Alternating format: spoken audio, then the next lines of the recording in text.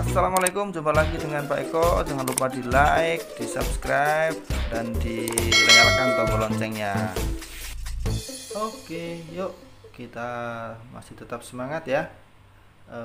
Saat ini kita akan belajar terkait dengan masih seputar di logika matematika, yaitu untuk penarikan kesimpulan. Nah,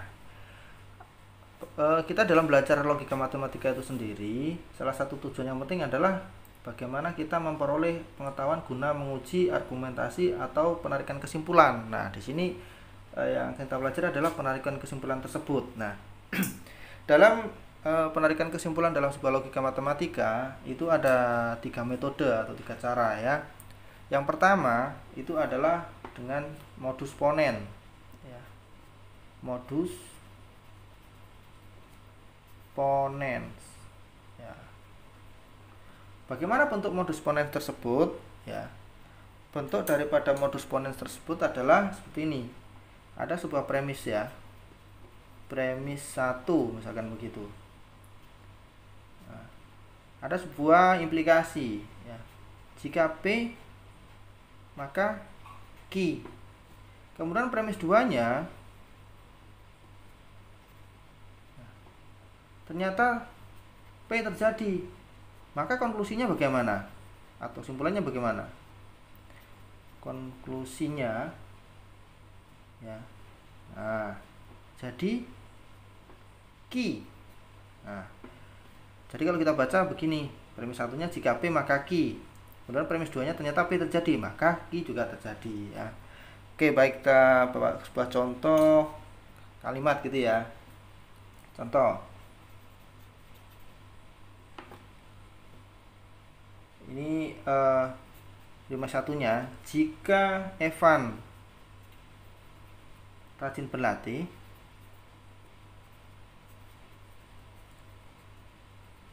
maka Evan masuk timnas. Masuk timnas ya. Kemudian premis 2-nya Evan rajin berlatih. Nah, P.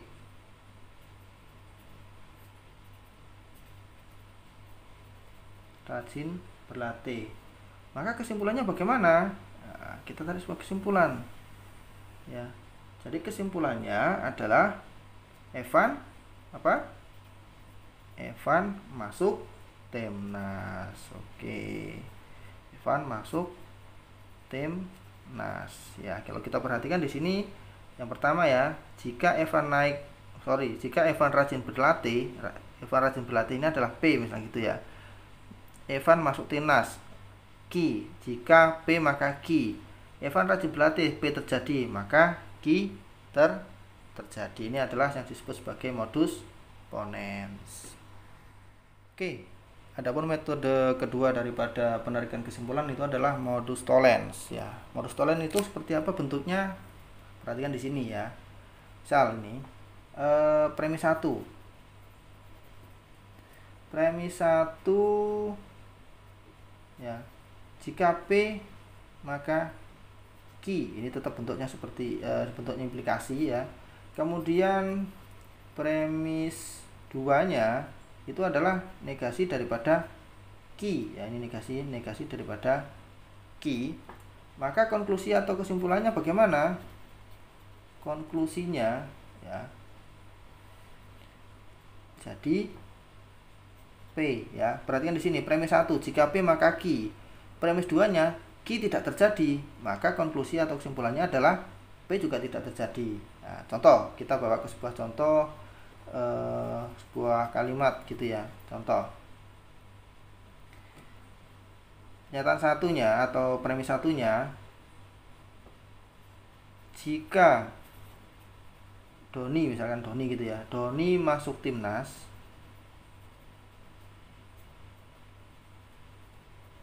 jika Doni masuk timnas, jika maka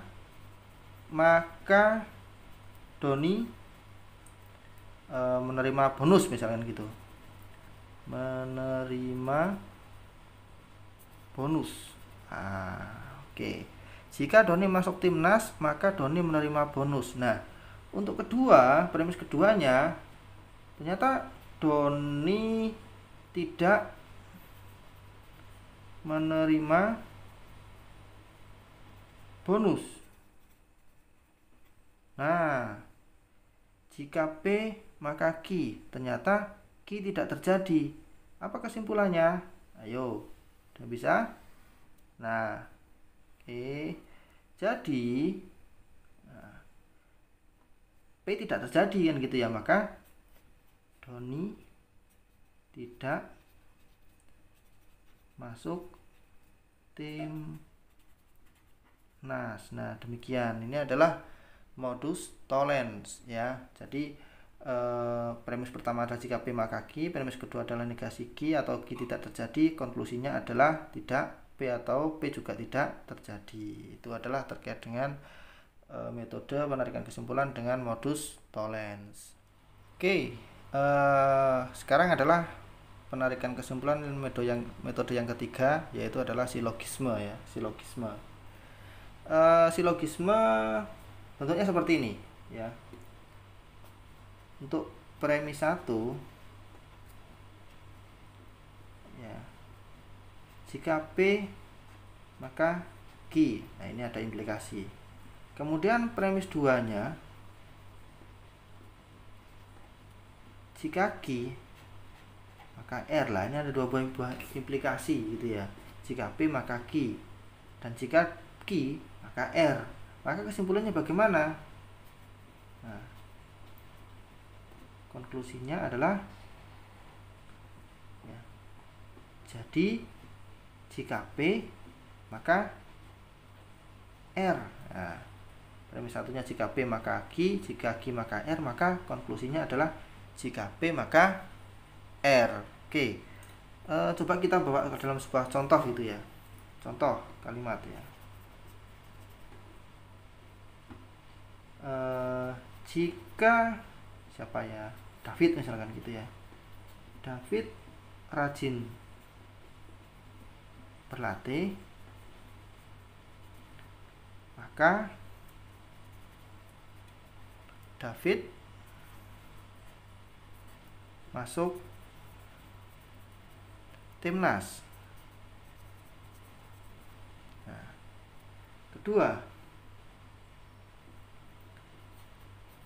jika David masuk timnas,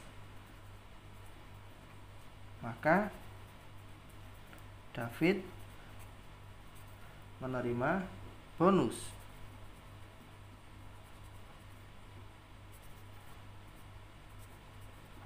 Nah, kalau di sini kita simpulkan seperti premis 1, jika P maka Q, jika Q maka R. Nah, sorry, ini tadi misalkan ini David rajin berlatih, ini adalah P.